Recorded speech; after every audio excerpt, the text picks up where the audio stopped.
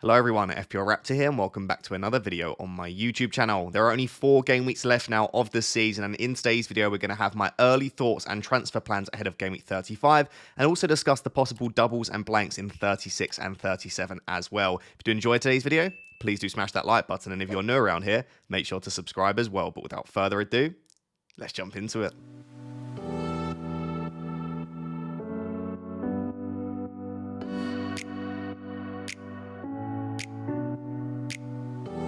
So guys, firstly, I do apologise for the lack of content and also the lack of a deadline stream ahead of Game Week 34. As I said in my final piece of content and on socials as well, I was at my friend's wedding for a few days, which just meant that I couldn't do a deadline stream. So some of you might not have even seen the free hit that I actually went with.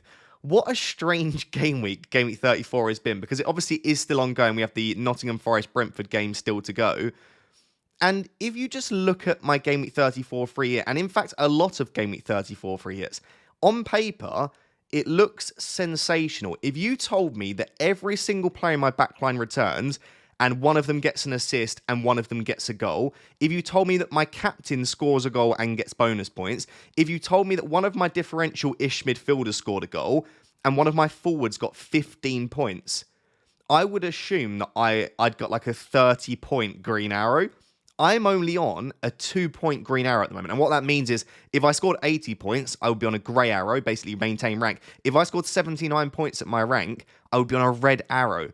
So yes, my players did very well, and a lot of players did, but that is the issue. So many players did well for Game Week 34 that really it was only a marginal gain. Now, a free hit is not just about the week that you play it. The benefit of playing the free hit in 34 was to hopefully allow for a strong team in the lead up for the 2 doubles and also for the last part of the season as well. But yeah, I can't really complain, because when I go through all of my players, most of them returned and did really well, and a lot of the time the alternatives that I could have gone for didn't do any better. So if we start with the back line, I decided to go for double Newcastle defence rather than going for a Barnes or a Murphy. I feel like this is kind of justified. Obviously, the game was a little bit difficult to try and judge now due to the red card, but my idea was I think Newcastle have a good chance for a clean sheet, and really, even before the red card, Ipswich didn't create too much, and I thought both Barnes and Murphy had very unpredictable minutes. That ended up being the case, right? Neither Barnes nor Murphy got 90, Murphy got the early sub, and really, Murphy and Barnes probably should have had a lot more. Barnes in particular was very, very unfortunate to come away with a blank, so maybe a little bit of luck on my side, but also the clean sheet was nice. The reason this is a little bit bitter and sour is because I went for Pope and Livramento, who got 6 points apiece, but obviously Dan Burn gets a goal and Kieran Trippier gets 2 assists for a 15-pointer.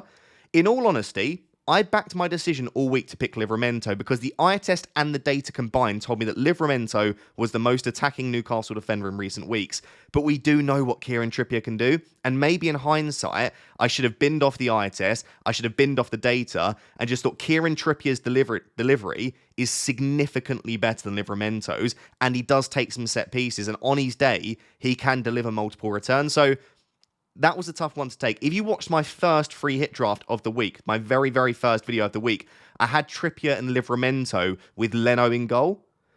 If I'd have gone for Trippier and Leno rather than Sessegnon and Pope, though, it would have been pretty equal because I would have gone without Sessegnon. So basically, it doesn't matter. Double Newcastle defence was nice. And then, yeah, getting 11 points from Aït-Nouri and 11 points from Sessegnon, 22 points between the pair of them, a massive amount of luck there. In all honesty, Leicester should have scored. They probably should have scored the penalty. Well done if you own Jose Sarr. But Aït-Nouri could have also had a couple more attacking returns. Sessegnon was a really interesting one because we expected him to start on the right wing, but the team sheets come out and Robinson's nowhere to be seen, which means that Sessegnon plays left back. So immediately, I think that's pretty unlucky because it means that Sessegnon is playing a more defensive role. However, the fact that he was playing left back and there was no Robinson meant that he played the full game. He scored in the 93rd minute. He wouldn't have been on the pitch. He would have started on the right wing because Harry Wilson would have come on for him. So overall, I think that's a pretty positive thing that he played at left back, even though on paper it probably looked like a slight negative. But yeah, that entire back line getting loads of points is great. The issue is lots of people went for Jose Sarr, Kieran Trippier, etc., who also did really well. Maybe Robert Sanchez as well outscored my Pope. Cucurella did well. So they did well, but in comparison to everyone else, it was just a sort of a standard defense almost.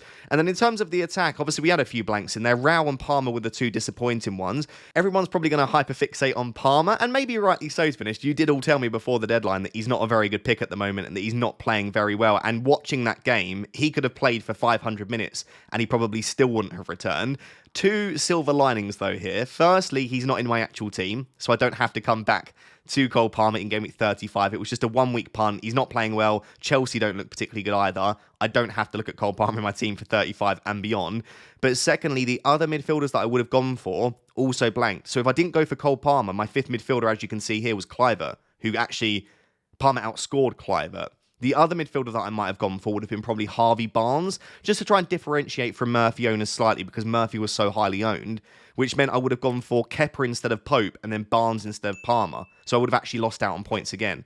So really, no, Palmer didn't do particularly well, and his performance was all round pretty poor, but the other midfielders that I would have chose didn't do much better. There aren't any midfielders that I was like, oh yeah, I've massively missed out on their huge haul. Diaz and Salah obviously both getting a return was really nice. In all honesty, though, in a 5-1 win, kind of hope for more return from Diaz and Salah to only get a goal each, and obviously only one bonus point from Salah. Maybe could have been more, but overall can't complain too much. And then in the front line, the big disappointment is Raul Jimenez. When Raul Jimenez blanked, I was gutted because I had Eva Nilsson all week. In every single draft, I had Eva Nilsson. I kept speaking about how good his goal involvement has been, how good his data has been, the eye test, how well he presses, and how much Manchester United struggle with the press as well. I just viewed Eva Nilsson as a brilliant pick this week. And so when Raul blanked with 7 shots in the box and got booked, I was like, we're all set up for an Eva Nilsson haul. Obviously then at 2 p.m. on Sunday, Eva Nilsson gets an assist in the opening 10-15 minutes of the game. And I'm looking at it thinking, Eva Nilsson already has an assist. He's going to go absolutely ballistic, and it's going to be like a 10-15 point swing. Luckily for me, Eva Nilsson then gets the red card, and I think that's very unfortunate. I'm a Manchester United fan. I think that was a very, very, I don't know if harsh is the right word, maybe unfortunate red card. I honestly don't think it was a red card, and I think Bournemouth will probably appeal it. Whether or not they'll be successful, I don't know. But it did mean that the swing between Raul and Eva Nilsson was probably less than it potentially could have been. Again, if I didn't go for Raul, I would have gone for Eva Nilsson. But if you say maybe I wouldn't have gone for Eva Nilsson, it would have been Welbeck. So Raul blanking, no, it's not ideal. But both of the alternatives that I would have gone for didn't score many points either. Cunha is an interesting one, right? Because everyone was talking about the risk that Bellegarde might start. And we said that we think Cunha still starts. But if you wanted to take a risk and maybe back Strand Larsen, you could. Cunha just put in an absolutely superb performance. He gets a goal, gets the 2 assists. Really, honestly, could have scored a couple more. It was brilliant. And Strand Larsen missed a hell of a lot of chances as well. But Cunha just sensational performance. And for him to get a 15-pointer this week was great. And then, yeah, Isak did get a goal. He also missed 2 big chances before he scored. And he is just missing so many big chances at the moment. The only saving grace is that at least he's getting chances. But we do need to see him start to find the back of the net a little bit more often. The only player then still to discuss is Brian Mbeumo, who's playing on Thursday. I am very happy that I still have a player. So I'm on a green arrow with 1 player left to play. That doesn't make it a guaranteed green, though, because obviously Chris Wood is yet to play, and a lot of people have Nottingham Forest defence, and also Wissa. So if Brentford fail to score and Forest keep a clean sheet, or if Wissa goes crazy and Brian Mbeumo blanks, then I could still get a red arrow. However, the flip side, if Brian Mbeumo does go massive on Thursday, then it could be a healthy green arrow. Overall, I can't sit here and say I'm disappointed with the free hit when it's done as well as it has, but I did want to get a slightly bigger green, because as of right now, that puts me 21 points off the top 10k. 21 points in 4 weeks is possible, but considering I've got no chips left to play, and a lot of our teams look very similar, I'm going to have to take some big risks, which might be captaincy, it might be bringing in a differential, it might be benching a highly popular asset and starting one of my lower owned assets. I'll need your help over the coming weeks to decide how much risk is too much risk and how many of these risks are unnecessary risks. Because as much as I want to reach top 10k, it's not essential for me. Like, I'm really happy with my season, and a 4-digit rank versus a 5 probably doesn't make a massive difference overall to how I view this season. So yeah, it will be about taking some risks, but making sure that I time them well and I'm at least a little bit more sensible with them than just being reckless. Let me know how many points you are on for Game Week 34. Let's now take a look at Game Week 35 and beyond and discuss those possible blanks and doubles. So guys, what we're going to do now is just briefly remind you of what could potentially happen in Game Week 36 and 37 in terms of doubles and blanks and what you should keep an eye out for this week. If you are already fully clued up, you know exactly what could happen and you know what to look out for, then please feel free to skip this section and move on to where I discuss my team, my transfer plans and future fixtures. But for those of you that are still a little bit unsure, let me do my best to explain in a concise manner.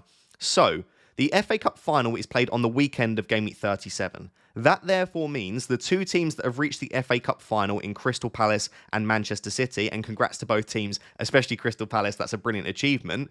Those two teams can't play their fixtures in Game Week 37 on the weekend of Game Week 37. So Crystal Palace versus Wolves and City Bournemouth can't go ahead on that weekend.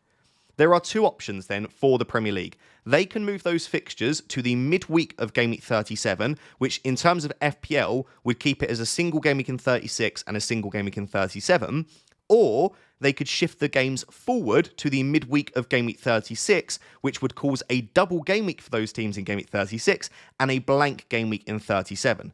So if they move the Game Week 37 fixtures forward to 36, what that would be is a double for Crystal Palace of Spurs and Wolves, a double for Wolves of Brighton and Crystal Palace, a double for City of Southampton and Bournemouth, and a double for Bournemouth of Aston Villa and Manchester City. Remember, though, before you think I'd pile in on all of those teams, as I said, if they're moved forward, it would mean that all four of those teams blank in Game Week 37. So, importantly, these teams aren't getting extra fixtures. They're just having their 37 fixtures moved 1 week earlier. So you could just view this as, I don't actually care which teams double and blank. Like, every team now has 4 fixtures remaining. Maybe just ignore doubles and blanks. Every team has 4 fixtures and just focus on bringing in players that have good fixtures. That is one way to view it. In terms of what is more likely as things stand, I honestly have no idea what the Premier League will do. But considering the fixtures don't need to be brought forward to Game Week 36, I think it makes more sense to just keep them in Game Week 37 and move them forward slightly in terms of after the FA Cup, so that the midweek of 37. But again, who knows what the Premier League will do? I would genuinely put it as probably a 50-50 at the moment in terms of whether they'll be moved forward to 36 or to 37. So that is the FA Cup and what might happen there. Then the small extra bit of information we've had is that Spurs have requested to the Premier League to move their Game Week 37 fixture against Villa forward, so earlier, to give them more rest for the Europa League final. Now, you might think Spurs aren't in the final, but they have to plan that they might be in the final, because otherwise it would be too late if they wait till the semi-finals are over. So in the occurrence that they hit the final, their fixture against Spurs at the moment is on the Sunday. Then they would have the Europa League final on the Wednesday. So they don't want to play Sunday, Wednesday before the Europa League final. So what they have requested is they've requested for that fixture to be brought forward from Sunday to the Thursday. At the moment, the Game Week 37 deadline is on the Friday. So if that fixture was brought forward to the Thursday, that would almost definitely cause a double game week for Spurs and Villa in Game Week 36. So we now have this also extra double that we might get for Spurs and Villa. Just about an hour before I started recording this video, we've had news that Villa have actively rejected the idea of moving that fixture. And you can understand why. Why would they want to give Spurs an advantage? And it would be a slight disadvantage for them because they'd have less of a rest between Bournemouth and Spurs. Why? Why does Spurs deserve that treatment? So I can understand why Aston Villa are rejecting that. And I think in the past, Aston Villa have asked for their fixtures to be rearranged and the Premier League have rejected that.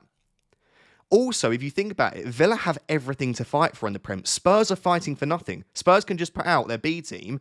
Aston Villa need to win every remaining game. So as of right now, with Spurs requesting and Aston Villa saying absolutely not, it probably won't move. And then Spurs are just going to be forced to be putting out an absolutely rubbish team, although they've not been doing particularly well with their strongest team, but they'll be forced to put out probably their weakest team possible in that fixture against Aston Villa in Game Week 37. So again, as to whether this will be moved or not, I've got no idea. There is a very small chance that even if it's moved to the Thursday, the FPL then change the deadline for Game Week 37 to move it from Friday to Thursday, but they don't usually change deadlines. So what this means is, as of right now, we've got no idea which teams will double, if any teams will double in 36, and if any teams will double in 37, and if so, which teams that will be. It's almost 100% certain that we will know before the Game Week 35 deadline exactly what the situation is. And as I said, I expect it to be early this week, between Monday and Wednesday. So we could have anything from 0 teams doubling and blanking, which in my opinion right now, and I am not a fixture expert, but I would say is more likely to be 0, or up to 6 teams doubling in 36 and blanking in 37. If both of the FA Cup final games are rearranged, the games in 37 for the FA Cup finalists are moved to 36, and Spurs get their request of having their fixture moved to 36 against Villa, we could have 6 teams doubling in 36 and blanking in 37. That would then be the biggest double game week of the season, which if you've got, let's say you've got 3 Aston Villa, 2 or 3 Man City, and 2 or 3 Crystal Palace, which a lot of people do, we might have 8 or 9 players blanking in game week 37, which could be an absolute nightmare in terms of trying to field an 11. So I think if you've got chips left to play, bench boost, triple captain, assistant manager, free hit, you are probably hoping that there are doubles and blanks because you can then utilise your chips. For those of us like myself that don't have any chips remaining, we're probably just hoping that none of these go ahead and it's just a straight 4-game week shootout for the remainder of the season. Hopefully that makes sense. Hopefully I've not got any of that information wrong or overcomplicated it. I won't discuss it any further because it might be that at the time of you watching this on Monday, we've already got an announcement and we know exactly what will happen. So with that in mind, let's take a look at my team, fixtures for the remainder of the season, and which players are currently on my watch list. So guys, as I said, only 4 game weeks left, which mean that the graphics are going to start looking a little bit sad now in terms of the fixtures for future weeks under each player, because now we don't have obviously 4 fixtures under the main one, and it's going to keep dwindling down as well. This is crunch time. So as I said, I am 21 points off the top 10k. Let me know down below, how much do you think I should go for this? Is top 10k that important I should start taking loads of risks? Because 21 points with, again, lots of us having very similar teams, does mean that risks will need to be taken. Is it worth doing that to potentially harm my rank and drop a little bit and go for it? Or do we just not care about top 10k? I'm kind of in between at the moment because it would be nice to have a 4-digit rank. But at the end of the day, if I took loads of unnecessary risks to try and get top 10k and fell to 50 or 60, I'd be a bit gutted because I don't think then that would be a reflection of my season. So I'm a little bit in between at the moment. I'm obviously not winning FPL and I should get an okay rank. So I'm in that in-between stage right now whether I should take loads of risks or not. But as of right now, I've got 1 free transfer, 0.2 million in the bank, and importantly, I don't have any remaining chips. So for me, it's a simple final 4 weeks. I just try and get as many points as I can with my starting 11. So in terms of going through the team at the moment, I will just say I think it does look pretty good. I don't have any major issues that are terrible and need to be sorted. And if nothing crops up throughout the week, it's definitely a team in which I could roll. But I do think I plan on using my free transfer at the moment because I think you can still attack it. Each game week now is worth 25% of the remainder of the season. So I don't think you want to get too passive in any of them. Let's start with Raya and Saliba then. I'm very happy to have the pair of them. I don't really care how much Arsenal rotate against Bournemouth, and I know Bournemouth are a decent team. Arsenal just keep teams out regardless of what team they put out. I think they're such a system-based team now under Arteta that whether it's Kivior or Gabriel or they play Calafiori in there, Ben White, Timber, Jorginho, Partey, I don't think it matters.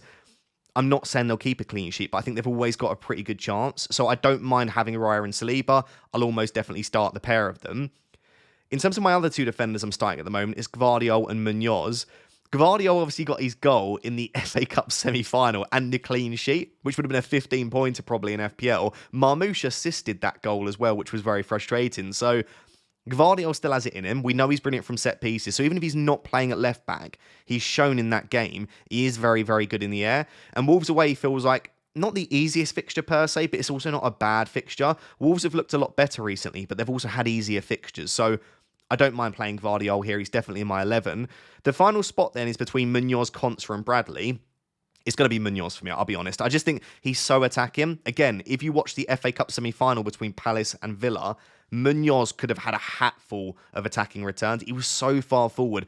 Every time they broke, Munoz was the one leading the break. And I actually think the Forest have been really disappointing over the last 10 to 12 game weeks in terms of their underlying data. They've still managed to get results, but they're not attacking well. They're not defending as well as they were at the start of the season. And I don't hate this fixture. So yeah, Munoz against Forest feels great. Konsa is absolutely fine on the bench against Fulham, so no need to worry about him. Again, he could get a double himself, as well as Gvardiol and Munoz. All 3 of them could get doubles. The major issue in my defence now is Connor Bradley. Not only did Trent start this, but Bradley wasn't in the squad in game week 34, and apparently he picked up a knock in training. Slot did say that it was precautionary and that he should be back in training this week. So maybe Bradley could get some minutes, but it's Chelsea, Arsenal in the next two anyway. And do I want to go into a game week at any point with Bradley in the starting 11 when I'm just never fully sure that he starts? Now, I'm not bench boosting, obviously, because I've used my bench boost, and I think I have four very good defenders there in Saliba, Gvardiol, Munoz, Konsa. If there are no remaining doubles, I think that defence is absolutely fine. I don't think I'll need to take Bradley out. If there are remaining doubles, and let's say all of the teams double that could, Gvardiol, Munoz, and Konsa would all double, but that would mean they then all blank in 37, which would mean I've only got Saliba and Bradley as defenders. And of course, I can make transfers, but then in that case, I'd kind of need to rely on Bradley in Game Week 37. So it's not an ideal position to be in, but for now, I just don't see using a transfer on a defender that can sit there as my third sub as being that important. So defensively, I don't plan on using a transfer. The midfield, I'm actually relatively happy with. I think if I knew that Saka would start every game for the remainder of the season, the midfield looks okay. Salah, 1 goal in 10 games from open play. It's not very good, but who am I selling Salah to? If he starts getting benched, then maybe. But what are they bench? I just don't see them benching him. I think they'll rotate a little bit. I think some fringe players will get a chance, and maybe they'll take their foot off the gas a little bit. They're not going to have that same motivation. But Liverpool are still the best team in the league. Salah is still fantastic, and he's still on penalties as well. So I have no issue having Salah in my team at the moment. Jared Bowen's actually got my armband at the moment against Spurs at home. Now, will I follow through with this? Probably not, in all honesty. I'll probably bottle it. And I do like to captain penalty takers is the big thing that I don't love. But I think Bowen's performances recently have been extremely high quality. In Game Week 34, his 2 assists were really good, both of them. And he had more chances in that game. I just think he's playing at a very high level. I know West Ham are arguably the fourth worst. In fact, they are the fourth worst team in the league. Only the 3 promoted teams are worse. But I don't think that necessarily matters. Like, I'm not captaining West Ham. I'm captaining Bowen. And in a game where West Ham weren't very good and Brighton beat them, Bowen still got 2 assists. So I don't think I necessarily need to worry about how good West Ham are as long as Bowen continues to get returns. And Spurs, this is right in the middle of their 2 Europa League semi-final games. They are going to rotate heavily against West Ham. So Bowen, against one of the worst defences in the league, rotating in good form himself at home, like it feels like a really decent opportunity. At the very least, even if I don't captain him, I'm very happy to have Jared Bowen in the team. I've then got to start at the moment 2 of Saka, Rodgers and Sarr. If I don't make a transfer, I think I'd probably end up starting Sarr and Rodgers and benching Saka. Sarr in the FA Cup semi-final got 2 goals and an assist. Where has that been in the Premier League is Myla Sarr? But yeah, 2 goals and an assist. He looked brilliant. I think his minutes will be pretty good over the next couple of weeks. I wouldn't stress too much, especially this week. I think they'll go very much full strength against Nottingham Forest at home. And maybe they'll carry a little bit of confidence into that game, especially Ismail Assar getting on the score sheet and putting in such a good performance. So I really don't like having Ismail Assar on the bench. But I also just think that Rodgers at home is very good. Villa at home are very good as well. And Fulham have been faltering a little bit, especially defensively. They've struggled a little bit more over recent weeks. It just feels like a game where I think Villa will grab a couple of goals. And I think Rodgers could be involved in that. So if I was to force right now to choose between Rodgers and Sarr, I might just spread the risk a little bit in my team. Like, I've already got Munoz and Mateta. Maybe I just put Rodgers in there. At the moment, Saka's in my starting 11. Lots of people, myself included, you can see it on the thumbnail, lots of people will be looking at Saka to Mbeumo, and I don't even think this is groupthink or herd mentality. It's just a transfer that makes sense if you don't think Saka starts. Again, the Bournemouth game is smack bang in the middle of their 2 Champions League legs against PSG. If we look at recent games, he's going to try and give Saka minutes and build up his fitness, but he's not going to run him into the ground. He's not afraid to bench Saka to protect him a little bit. So if we think he's going to play 90 minutes or even 120 potentially in the second leg against PSG, then I just don't see him getting that many minutes against Bournemouth. And then if he doesn't get many, if he gets like 30 to 60 minutes against Bournemouth, he then comes back to Liverpool, Newcastle in the next 2 after that. So I just think selling Saka to Mbeumo is the easiest route to Brian Mbeumo. And Mbeumo has got really good fixtures, including Manchester United this week, who themselves will rotate really heavily due to the Europa League semi-final games. So Saka to Mbeumo is definitely on my mind. But would I put it past Saka starting against Bournemouth? No. And if he does, we have seen that Bournemouth are susceptible to conceding chances at the moment. So I don't hate the idea of keeping Saka. if we are predicting him to start, but as of right now, we're probably expecting him to be on the bench. I will just say that I don't have to do Saka to Mbeumo. I just said that I like both Sarr and Rodgers. So what I could do instead is try and get a bit more extra information, roll a transfer ahead of what could be a double game week 36, and just start Sarr and Rodgers instead. So yeah, that's definitely on my mind right now. I don't like having Ismaila Sarr on the bench after what I saw in the FA Cup. But just based on this current setup, he is there right now. And then the front three I'm really happy with. We've got Marmoush, Mateta, Isak. Mateta looked a lot better in that FA Cup semi-final, and it was just a great performance from Crystal Palace. But fitness-wise, just mentality-wise, I know he missed the penalty. I don't care too much. He looked really, really good. Will he be on penalties now? Eze took a pen, missed. Mateta took a pen, missed.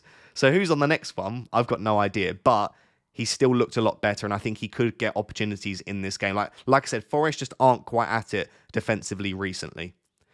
Marmoush is interesting because I think he's arguably the best captaincy option in my team right now, but apparently Haaland is back in training. I don't know if he's back in full team training, and I still don't know whether that will mean that he gets any minutes in 35. And I think Marmoush starts regardless, but it probably takes penalties off of him, and it moves him away from being the main man in the team. So I still think he's great. He's still definitely a captaincy option, even if we knew Haaland would start, but it definitely diminishes his appeal slightly. So let's keep an eye on that. If we know that Haaland definitely isn't available, Marmoush, as I said, is probably the standout captain, although I do still really like Jarrod Bowen. And then just on Isak, he's getting chances. I can't sell a man that's getting that many chances. I would be more worried if he wasn't getting them rather than if he was missing them, because we know he's a good finisher. We know he's an elite forward. So if he's not taking his chances, it's just a lack of form at that stage, a lack of confidence maybe, but you can turn that around very quickly. And he's on penalties, as we know. He's just a great asset. I've got no intention to sell him right now. My concern, though, is that Brighton, Chelsea, Arsenal, Everton aren't four great fixtures. And as I'll discuss in a little second, Ollie Watkins is really, really tempting me. And the easiest way to get to him would be selling Isak. So that's something that's playing on my mind as a potential aggressive transfer. So that's the team as things stand. I'm pretty happy with it. I don't think that looks like a weak team. Yes, if I was on a wild card, I'd probably change 4 or 5 of the players here. But it's also not that far. I've seen wild card drafts out there. It's not that far off. And at least the players where I'm differing, it's like they might not go for Munoz. They might go for an Everton defender. Or they might not go for, I don't know, Ismaila Sarr. They might go for Brian Mbeumo. So there are a couple of places, but I'm also really happy with how the 11 looks. So that's the team without any transfers being made. Let's take a quick look at the fixtures over the next 4 weeks and then discuss some of the players that I might potentially look to bring in. So guys, I just went over to Fantasy Football Hub and just sorted the fixtures by difficulty over the last 4 game weeks, and I removed the prediction. So without the doubles and blanks, just straight up 4 fixture shootout. Who are the teams we should be targeting in terms of fixture difficulty? At the top of Ipswich, no thank you. I'm sorry. I mean, you could look to it because really Brentford, Leicester, West Ham as the final 3, maybe a Delap, but I'm not interested.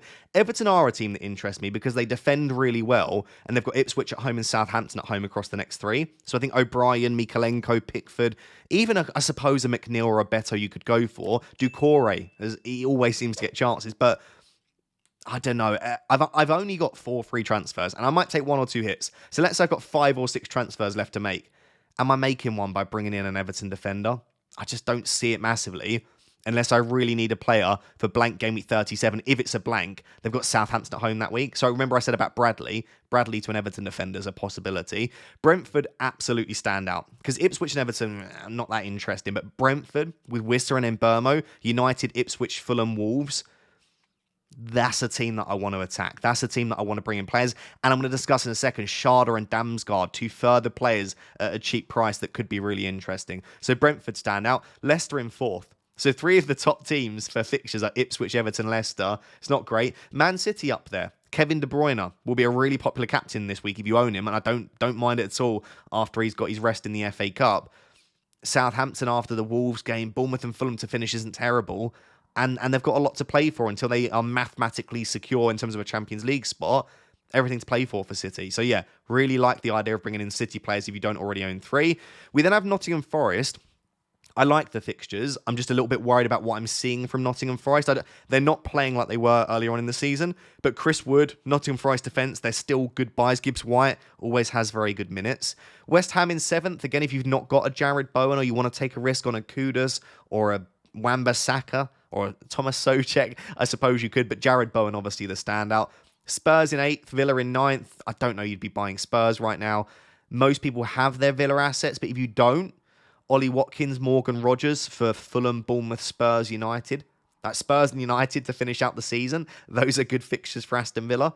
Fulham in 10th, so if you want to go out there and go and get someone like a Sessegnon because you think he'll continue to start, I don't hate it. And then from there, we start to drop off a little bit. I do really like Wolves' final 3 fixtures are a team to look at. Yes, they've got City in 35, but then it's Brighton, Crystal Palace, Brentford. So I do think maybe Cunha for the final 3 weeks or an 8 Nuri for the final 3 weeks also looks pretty decent. Crystal Palace, not the best fixtures, but also Forest, Spurs, Wolves in the next 3. I'd maybe have them slightly higher up the fixture ticker if I was just doing it based on vibes and what I think. Like, I don't think they're 3 bad fixtures at all. But yeah, it's interesting that Liverpool, right down the bottom, and potentially going to be rotating a little bit, not as interested. Newcastle, if you've got a few of them, down in 17th. Arsenal, who a lot of us have 3 from, down in 16th. Bournemouth, pretty low down. Like I say, Crystal Palace in 14th. Lots of the players we own are towards the bottom of the fixture ticker. It's just how much do you... Like, I'm not going to sell Isak for Delap. Fixtures-wise, it would make sense, but they're so quality that maybe it's worth keeping the quality assets that are down in the bottom half of the fixture ticker. So that's just a brief look at the fixtures coming up. Let's finish the video then by looking at the players that I am looking at bringing in at this early stage of Game Week 35. So guys, I've tried to keep the watch list fairly short and concise because in all honesty, there aren't that many players I'm looking at buying. And as I said, I've only got 4 free transfers left for the remainder of the season. So I'm not really looking at 30 players because I can only bring in 4 of them or maybe a couple more if I take a hit. In terms of defenders, I really don't want to make a defender transfer. The only way I make a defender transfer is if the doubles and blanks dictate that I need to sell Bradley at some point or I just want to attack some of the upcoming fixtures. As I said, Everton stand out for the fixtures, so someone like O'Brien would be nice. I quite like the Nottingham Forest fixtures. They have been good defensively across the last 2 seasons if we're looking at a large sample size. Williams takes set pieces. He's good for baseline bonus. He'd probably be the one that I'd look towards. I think Collins is arguably my favourite. Just the fixtures are quite good. And Brentford have sneaky been a pretty good defence in recent weeks. Like, if you order it by the last 10 game weeks, they're sat at about 6th or 7th for XGC. So they've just been defending quite well. And again, they have something to play for. Like, they still could finish, I think, mathematically in 8th place. So they're going to continue to try and play well. And I just think Thomas Frank's the sort of manager. I don't expect Brentford to ever be on the beach. I'll expect them to continue playing quite well. 8 Nuri stands out just because the man gets like 3 chances to score a goal in any given game. And again, if Wolves do double and I want to attack those doubles, 8 Nuri is definitely on the radar. Brian Mbeumo is the one I want, right? Brian Mbeumo is the player I'm most likely to bring in, and I don't care if it's template, I don't care if everyone else does it. That's no reason to not bring in a player that is just brilliant. Like, I've not seen his performance on Thursday. I put him in my free hit against Forest away. That kind of tells you everything you need to know about how highly I rate him. On corners, on free kicks, on penalties, brilliant minutes, good underlying data, goal threat and assist threat from open play. I also think his finishes have improved massively in recent years, and he's good for baseline bonus as well. So if he does get a return, he often gets bonus points as too. And with how good the fixtures are, clean sheet points are also possible. Like, I just think Brian Mbeumo is that guy, and I want him in my team. Second highest point scorer of the season in FPL. He's only 8 million. Brian Mbeumo is the one I want. I've put De Bruyne on here, just in case there is a world in where I'll sell maybe Saka and one of my midfielders, and I can get to De Bruyne as well, but I'd have to then probably like downgrade Isak or something, and I think it would start to get a little bit tricky at that stage, so I just don't foresee me being able to get De Bruyne in. But if I was to pick up an injury to Isak somehow this week, and if I had Saka that I wanted to sell, Isak downgrade, Saka upgrade, sorry, not Saka upgrade, but Saka, okay, I don't even need to free up funds for that. But I would also want to buy Mbeumo. So it would have to be like a combination of transfers as well. Like Isak downgrade, Saka to Mbeumo, and then maybe one of my midfielders up to De Bruyne. I don't see it happening because that's then several transfers to make. So I'm probably going to have to go without, but it just felt weird not having him on here when they've got Wolves and Southampton in the next 2.